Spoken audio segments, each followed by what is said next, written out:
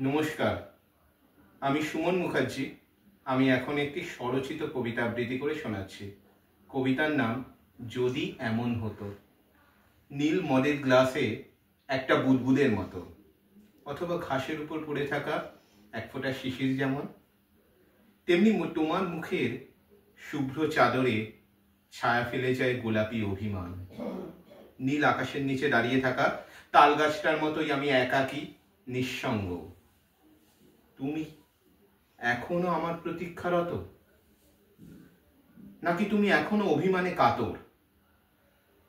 যখন তুমি অভিমানের পাহাড় ভেঙে ফেলে ছুটে এসে আমার ঠোঁটে এঁকে দেবে চুম্বনের রেখা, সেদিন হয়তো ওই দূর বাগানে হাজারটা রক্ত গোলাপ একসাথে ফুটে উঠবে, হাজার হাজার নক্ষত্র একত্রে উল্লাসে মাতবে, একটি ধূমকেতু তীব্র আনন্দের বেগে ছুটে আসবে পৃথিবীর দিকে। সমুদ্র আপন সুরে রচনা করবে আনন্দ সঙ্গীত, সূর্য থেকে নেমে আসবে বৃষ্টির ধারা, আগ্নেয়গিরি হয়তো উত্তাপ হারিয়ে তুষার বৃষ্টি ঘটাবে। সেদিন হয়তো আমরা পরিযায়ী পাখি হয়ে হারিয়ে যাব কোনো দূরবর্তী মেঘের আড়ালে, কোনো এক অসীম আনন্দ লোকে।